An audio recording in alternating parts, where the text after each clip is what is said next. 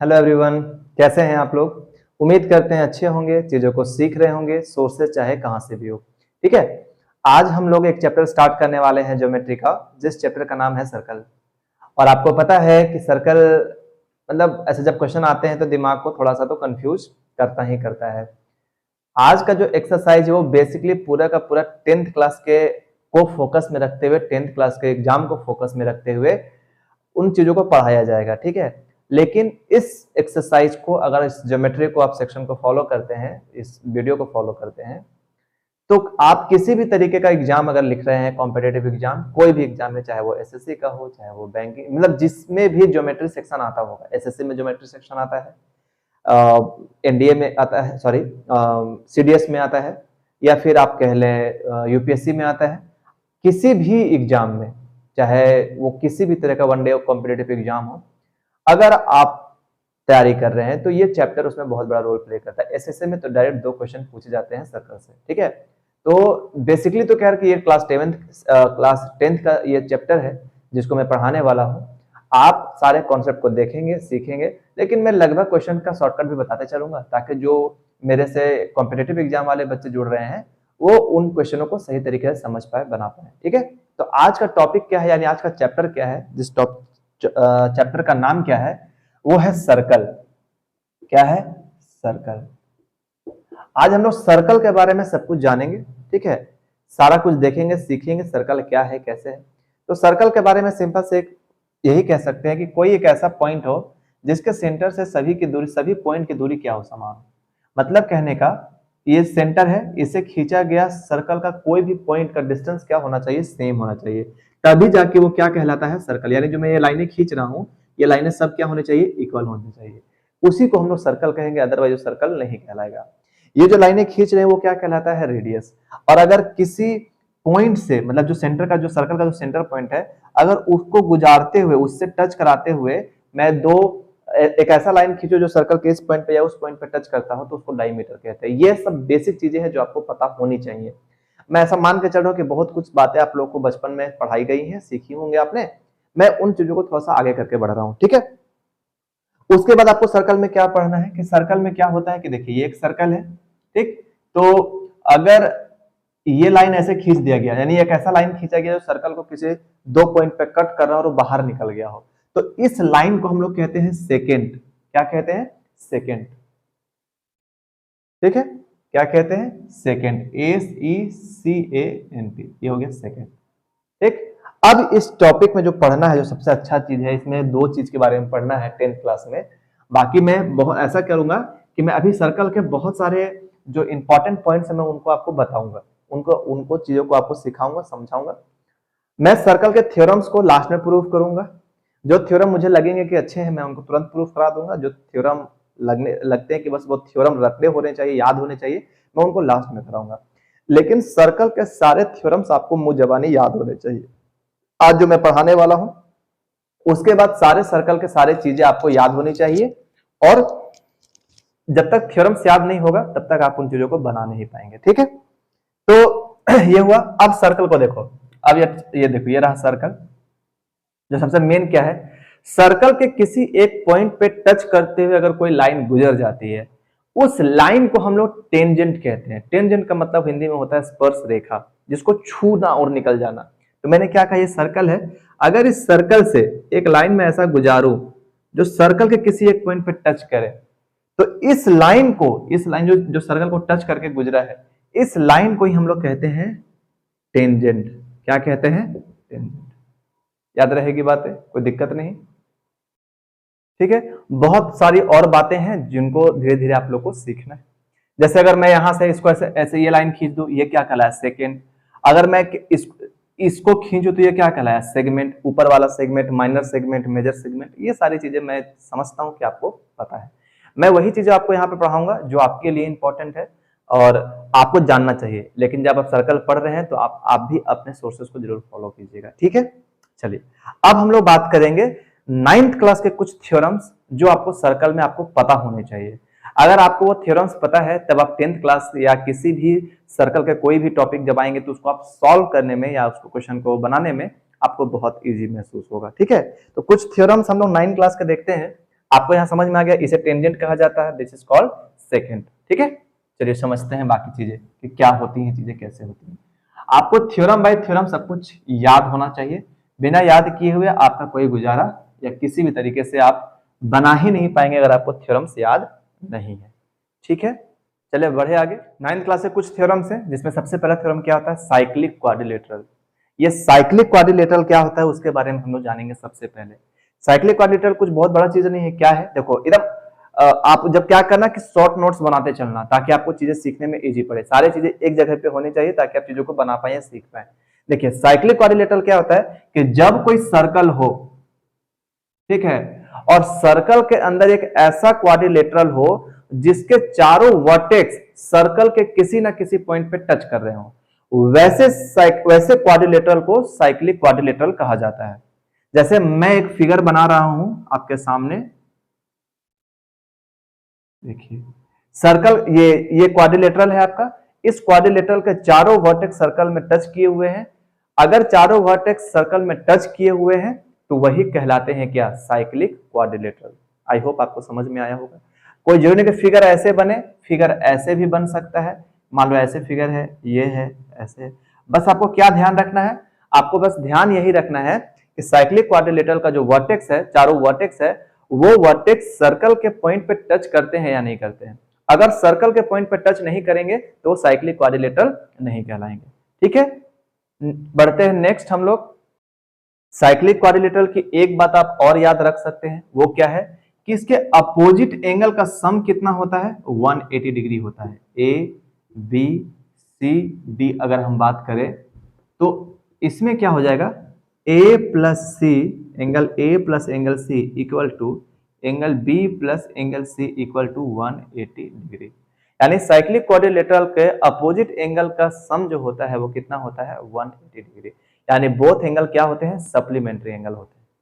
अब हम लोग बढ़ेंगे दूसरे थ्योरम की ओर। देखिए ये है आपका दूसरा थ्योरम। दूसरा थ्योरम क्या होता है, दूसरा थ्योरम जानने से पहले आपको कोड के बारे में जानकारी होना चाहिए। कोड क्या होता है, जैसे मैंने भी आपको पढ़ाया था कि अगर ये सर्कल है, ठीक, और एक लाइन ऐसा खींचा जाए और जो इसको दो पॉइंट पे कट करते हुए निकल जाए तो इसको सेकेंड कहते हैं। ठीक है, लेकिन अगर ये लाइन बाहर ना निकले, इसी में केवल टच होकर रह जाए, तो इस लाइन को हम लोग कोड कहते हैं। क्या कहते हैं, कोड कहते हैं। तो आपका सेकेंड थ्योरम यही कहता है कि equal code of a circle subtend equal angle at the centre. कह रहा है कि अगर मैं दो कोड इक्वल बनाऊं किसी सर्कल पे, तो जब मैं दो कोड इक्वल बनाऊंगा कहीं सर्कल पे, यानी इसकी लेंथ, ये मान लो ये ए बी है, ये सी डी है, तो यहां पे क्या है, ए बी क्या है, ए बी बराबर है सी डी का। तो जरूरी तो नहीं कि फिगर ऐसा ही बने, फिगर ऐसे भी तो बन सकता है, ऐसे भी बन सकता है, फिगर किसी भी तरीके से बन सकता है जहां पे दो कोड क्या हो, बस इक्वल हो। तो जब दो कोड इक्वल होता है तो ये कहा गया है कि इन कोड के द्वारा जो सेंटर पे जो एंगल बनाए जाते हैं, जो सेंटर पे एंगल बनाए जाते हैं, वो एंगल आपस में क्या होते हैं, इक्वल। यानी ये वाला एंगल और ये वाला एंगल क्या होगा, इक्वल। अगर मैं यहां पे नाम दे दूं तो एंगल क्या हो गया, angle C O D equal to angle A O B. ये क्या था, ये सी था। कैसे, अगर आपको ये देखना है तो देखिए एक लाइन, ये 9 क्लास का थ्योरम है। कैसे वो समझिए कि मैंने कहा ये कोड आपस में इक्वल है। मैं ज्यादा प्रूफ नहीं करूंगा, बस मैं आपको समझा रहा हूं कि ये एंगल इक्वल कैसे होते हैं। देखिए ये वाला लाइन इस लाइन के इक्वल है। आपको दिख रहा होगा कि यहां दो ट्राइंगल बने हुए हैं। वो ट्राइंगल क्या क्या है, ए ओ बी और ट्राइंगल सी ओ डी, जिसमें एक लाइन बराबर है किसके, यानी सी डी बराबर है किसके, ए बी के। उसके बाद आप ये देखेंगे कि ये वाला लाइन बराबर है इसका। आप बोलेंगे सर कैसे बोल दे रहे हैं, क्योंकि ये सेंटर है और सेंटर से जब हम कोई भी एक लाइन खींचते हैं और सर्कल पर टच कराते हैं तो वो रेडियस कहलाती है। तो यहां से यहां खींचने पे ये रेडियस हो गया, यहां से यहां ये खींचने पे ये रेडियस हो गया, ये इसका रेडियस, ये इसका रेडियस। यानी ये वाला लाइन इस लाइन के बराबर और ये वाला लाइन इस लाइन के बराबर। तो आप देख रहे हैं कि एक ट्राइंगल का तीनों साइड क्या है, बराबर। और अगर ट्राइंगल का तीनों साइड बराबर हो गया है तो वो ट्राइंगल क्या है, कॉन्ग्रुएंट ट्राइंगल है। ठीक है। और जब कोई भी दो ट्राइंगल कॉन्करेंट होते हैं तो उसके कोरोस्पॉन्डिंग एंगल आपस में क्या हो जाते हैं, बराबर हो जाते हैं। तो इसीलिए ये वाला एंगल और ये वाला एंगल सीपीसीटी से क्या हो गया, बराबर हो गया। तो आपको याद ये रखना है कि जब किसी भी ट्राइंगल में, अब इसमें क्या याद रखना है, जब किसी भी ट्राइंगल सर्कल में अगर दो इक्वल कोड खींचा गया है तो उस इक्वल कोड के थ्रू जो सेंटर पे जो एंगल बनेगा वो एंगल आपस में क्या हो जाएगा, सेम हो जाएगा। यहां देखिए ये वाला एंगल और ये वाला एंगल आपस में क्या है, सेम। हम लोग बढ़ते हैं आगे, आइए इस थ्योरम को देखते हैं। क्या ये थ्योरम लिखा हुआ है, the perpendicular drawn from the, यहां क्या लिखा हुआ है, the perpendicular from the centre of a circle, क्या है, the perpendicular from the centre of, from the center of a circle to a chord bisect the chord। क्या कह रहा है, the perpendicular from the center of a circle to a chord bisect the chord। इसका क्या मतलब है पहले आप समझिए फिगर के थ्रू। मैंने कहा कि ये एक सर्कल है, ठीक, सर्कल है, और सर्कल शायद आपको साफ साफ दिखाई नहीं दे रहा है, मैं बना देता हूं फिर से। ये सर्कल है और मैंने कहा एक कोड आपको खींचना है, खींच लिया, ठीक है। ये सर्कल का मान लो सेंटर है, तो मैं ये कह रहा हूं कि अगर इस सेंटर से सर्कल पे एक परपेंडिकुलर खींचा गया, ठीक है, तो ये कोड को इक्वल हाफ में बांट देती है। मान लो इसको अगर हम नाम दे दिए ओ, इसका नाम दे दिए पी, तो क्या हुआ है, एपी बराबर पीबी हो जाएगा। ये कब होगा, ये कब होगा, मैं आपको प्रूफ भी करा देता हूं सामने साथ ही साथ। देखिए कब हो जाएगा ये, मैंने क्या कहा कि अगर किसी सर्कल के सेंटर से किसी कोड पे, कोई भी कोड पे अगर एक परपेंडिकुलर लाइन खींचा जाए तो वो परपेंडिकुलर लाइन उस कोड को टू इक्वल हाफ में बांट देती है, यानी उसको बाइसेक्ट कर देती है। कैसे, आइए समझते हैं। देखिए अगर मैं यहां पे इसको ड्रॉ करता हूं, इसको मिला दूं, तो आपको साफ साफ दिखाई दे रहा होगा यहां पे दो ट्राइंगल बन गया है। वो ट्राइंगल का नाम क्या है, एपीओ और बीपीओ, ये दो ट्राइंगल्स हैं, ठीक। तो जब मैं दो ट्राइंगल को कॉन्करेंस प्रूफ करूंगा तो आप जरा देखिए, क्योंकि ये रेडियस है तो ये वाला इसके बराबर हो गया, ठीक। ये जो ओपी है वो दोनों के लिए कॉमन हो गया, ठीक। और ये राइट एंगल है, मतलब यहां भी 90 डिग्री है, यहां भी 90 डिग्री है। तो by the law of RHS, ठीक है, आरएचएस से क्या हो गया, ये दोनों ट्राइंगल क्या हो गया, कॉन्करेंट प्रूफ हो गया। और आपको याद होगा जैसे ही कॉन्करेंट प्रूफ होता है तो corresponding parts of congruent triangle यानी सीपीसीटी से बाकी जितने भी चीजें हैं वो आपस में बराबर हो जाती हैं। तो कहने का क्या मतलब कि सीपीसीटी से एपी बराबर क्या हो जाएगा, पीबी। ये किससे हो जाएगा, सीपीसीटी से, ठीक है। अभी तक मैंने आपको 3 थ्योरम पढ़ाया है, वो क्या क्या है कि पहला कि अगर कोई क्वाड्रिलेटरल साइक्लिक है तो उसके जो वर्टेक्स होते हैं वो सर्कल के चारों वर्टेक्स सर्कल के पॉइंट पे टच करेंगे, पहला। दूसरा मैंने आपको पढ़ाया कि अगर कोई दो कोड, और ये मैंने साइक्लिक क्वाड्रिलेटरल में ये भी बताया कि अपोजिट एंगल का सम कितना होता है, 180 डिग्री होता है। दूसरे बार में मैंने आपको क्या बताया कि अगर कोई सर्कल है और उस सर्कल में दो इक्वल कोड खींचा गया है तो उस दो इक्वल कोड से बने हुए सेंटर पर का एंगल, सेंटर पे एंगल आपस में सेम होता है। और तीसरा मैंने ये बताया कि अगर कोई सर्कल है और सर्कल के सर्कल के सेंटर से किसी कोड पे एक परपेंडिकुलर लाइन खींचा जाता है तो वो उस लाइन को इक्वल हाफ में क्या करती है, बांट देती है। ये रहा आपके सामने तीसरा। इसके बाद हम लोग आगे बढ़ते हैं। देखिए नेक्स्ट थ्योरम क्या है आपके सामने ये लिखा हुआ भी हुआ है, आप इसको पढ़िए, मैं आपको समझाता भी हूं। क्या है ये, equal chords of a circle are equidistance from the centre. कहने का क्या मतलब है, इंग्लिश तो इतना आता ही होगा आप लोगों की, आपको समझ में आए कि अगर कोई सर्कल है, मैंने ऐसे थ्योरम आपको पहले ही बताया, मैंने क्या कहा कि अगर कोई सर्कल है और सर्कल पे इक्वल कोड खींचे जा रहे हैं तो उनसे बने हुए सेंटर का एंगल क्या होता है, सेम होता है। यहां पे मैं आपको क्या कह रहा हूं कि अगर कोई दो इक्वल कोड है तो उसके बारे में मैं ये कह रहा हूं कि सेंटर से उनका परपेंडिकुलर डिस्टेंस क्या होगा। जैसे मान लो मैं यहाँ पे एक परपेंडिकुलर डिस्टेंस हो, तो अगर मेरे इर्द गिर्द सेंटर सर्कल घूम रहा है और मेरे ऊपर भी है एक लाइन है और नीचे भी लाइन है, तो मेरे उस लाइन की दूरी क्या होगी, दोनों की समान होगी। मतलब कहने का कि ये कोड है और ये कोड है, यानी यहाँ पे क्या लिखा हुआ है कि जो ए बी है वो किसके बराबर है, सी डी के बराबर है। अगर ऐसा जब सर्कल में होता है, जब दो कोड आपस में इक्वल होते हैं, तो उनके बीच का परपेंडिकुलर डिस्टेंस, मतलब कहने का O M equal to O N होगा। ये आपको प्रूफ करना होता है। ये 9th क्लास का थ्योरम है। कैसे होता है मैं आपके सामने ऐसे ही रफली प्रूफ करके दिखाता हूं, बट आपको याद रखना है कि अगर दो कोड इक्वल होंगे तो उनके बीच, सॉरी, सेंटर से उनका, याद रखना जो मैं बोल रहा हूं, सेंटर से परपेंडिकुलर डिस्टेंस, कोई भी डिस्टेंस नहीं, परपेंडिकुलर डिस्टेंस, मेन यहां पे परपेंडिकुलर डिस्टेंस वर्ड है। तो सेंटर से परपेंडिकुलर डिस्टेंस का क्या होना चाहिए, इक्वल होना चाहिए। आपको दिख गया है, मैं प्रूफ कर रहा हूं ये कैसे होते हैं वो देखिए। मैं क्या करूंगा, मैं सबसे पहले यहां पे इनको ज्वाइन करा देता हूं।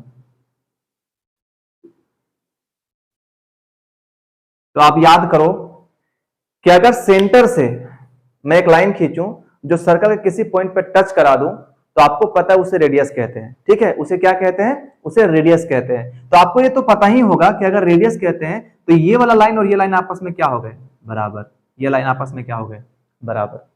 याद है। और आपको एक बात ये भी याद है कि अगर किसमें, कोड में सेंटर से परपेंडिकुलर डिस्टेंस खींचा जाता है तो वो उस लाइन को इक्वल हाफ में बांट देता है। क्योंकि यहां दोनों कोड इक्वल है और दोनों इक्वल हाफ में बट रहा है, इसका मतलब ये वाला लाइन और ये वाला लाइन भी आपस में क्या हो गए, बराबर हो गए।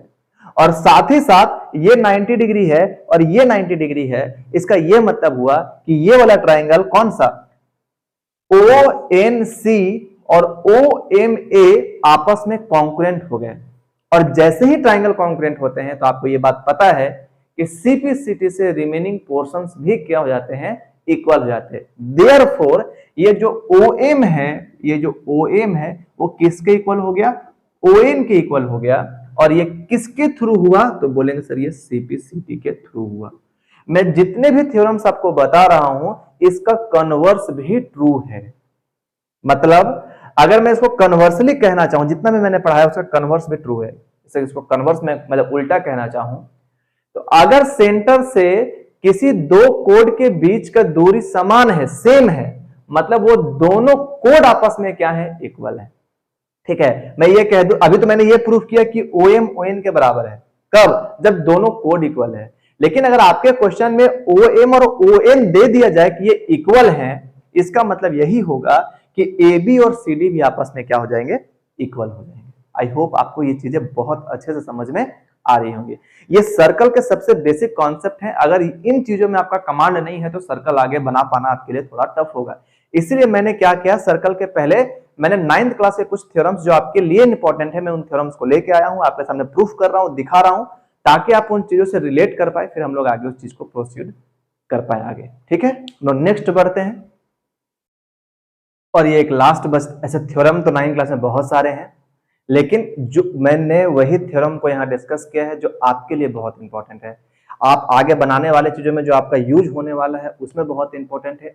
उन्हीं थ्योरमों को मैंने आपको यहाँ पे यूज किया है और उनके बारे में छोटा छोटा कॉन्सेप्ट आपको बताया है। जैसे एक ये रहा, क्या रहा कि the angle subtended bye an arc of a circle at the centre, किसी आर्क के थ्रू सेंटर पे जो एंगल बनाए गए हैं, सेंटर पे जो एंगल बनाए गए हैं, सेंटर पे जो एंगल बनाए गए हैं वो एंगल, फिर से पढ़ो, the angle subtended bye an arc of a circle at the centre is double the angle subtended bye it at any point on the remaining part of the circle. यानी circle के जिस arc से centre पे जो angle बना है, ये जो एंगल आप देख रहे हैं, ये जो एंगल आप देख रहे हैं, ये जो एंगल बना है, एंगल AOB, वो AOB एंगल दुगुना होगा किस एंगल पे, उस एंगल पे जहां का ये आर्क है। जैसे ये देखो यहां तक आर्क है, इस आर्क के रिमेनिंग पोर्शन पे कहीं पे भी जो एंगल बनेगा, ये जरूरी है कि यहीं पे बने, ये फिगर ऐसे भी बनाया जा सकता था, ऐसे, ये मान लो जाके यहां जाके मिल रहा है, तो ये जो आर्क बचा हुआ है ना, ये आर्क, ये वाला, इस आर्क को छोड़कर इस पॉइंट से लेके इस पॉइंट तक कहीं पे भी अगर बनेगा, तो जो सेंटर पे जो एंगल बनेगा वो एंगल उस एंगल का क्या हो जाएगा, दुगुना हो जाएगा। ये किस आर्क के लिए है, ये माइनर आर्क के लिए। जब आपका आर्क माइनर हो, दो तरीके से बोलते हैं कि सेंटर का एंगल दुगुना होगा, या फिर जो एंगल सरकमफ्रेंस पे, मतलब रिमेनिंग पार्ट का जो आर्क है उस पे कहीं पे बनेगा, तो वो एंगल सेंटर पे बने हुए एंगल का आधा होगा। अगर यहां पे 30 डिग्री बना हुआ है तो यहां 15 बनेगा, यहां 40 बना हुआ है तो यहां 20 बनेगा। उल्टा अगर बोल रहा है तो यहां 20 बना है तो यहां 40 बनेगा। बात समझ में आ गई। इसी प्रकार यहां पे होगा, इसी प्रकार तीन इसके होते हैं। जैसे यहां पे इसका 180 डिग्री है तो यहां पे क्या बनेगा, 90 डिग्री। तो आपको याद रखा है कि सेमी सर्कल पे जो एंगल सेंटर पे जो बाकी जगह पे बनता है रिमेनिंग पोर्शन पे, वो 90 डिग्री का बनता है। कोई जरूरी नहीं है कि यहीं पे बने। इस आर्क को मैं ऐसे भी अगर बनाऊंगा, ऐसे भी बनाऊंगा, ऐसे भी, तो ये भी क्या बनेगा, ये भी एक ट्राइंगल बनेगा जो राइट एंगल ट्राइंगल होगा। याद रहेगा बात। और अगर मैं मेजर आर्क लेता हूं, मेजर आर्क कौन वाला, ये है AOB, तो reflex of AOB is equal to 2 गुना क्या, ये वाला एंगल ACB। याद रहेगा आपको क्या लिखा हुआ है। यानी सिंपल सा बात है यही कि अगर किसी सर्कल के आर्क से जो सेंटर पे एंगल बनता है, वो एंगल बाकी रिमेनिंग पोर्शन में जो आर्क बचा है, बाकी रिमेनिंग आर्क है उन पे कहीं पे भी एंगल बनता है उसका दुगुना होता है, या बाकी जगह पे जो एंगल बनता है उसका सेंटर पे, मतलब वो एंगल आधा बनता है, कहां पे, तो सेंटर पे एंगल बनता है। आई होप मैंने आपको सभी चीजें क्लियर कर दिया। मैंने पहला आपको थ्योरम पढ़ाया कि अगर कोई भी फिगर क्वाड्रिलेटरल है और वो सर्कल के अंदर है और सर्कल के सारे पॉइंट पे, यानी जो क्वाड्रिलेटरल है उसका वर्टेक्स सर्कल पे टच कर रहा है, तो वो साइक्लिक क्वाड्रिलेटरल कहलाता है। अगर इक्वल कोड है तो सेंटर पे एंगल सेम बनाता है। एक थ्योरम ये है। इससे पहले वाले थ्योरम्स जो मैंने बताए, उन थ्योरम्स को रिवाइज कीजिए, समझिए, फिर हम लोग मिलेंगे अगले दिन इसी चैप्टर को आगे बढ़ाते हुए और इनसे आगे वाली चीजों को सीखते हुए। तब तक आप चीजों को सीखिए, रिवाइज कीजिए। मिलते हैं नेक्स्ट वीडियो में। जय हिंद।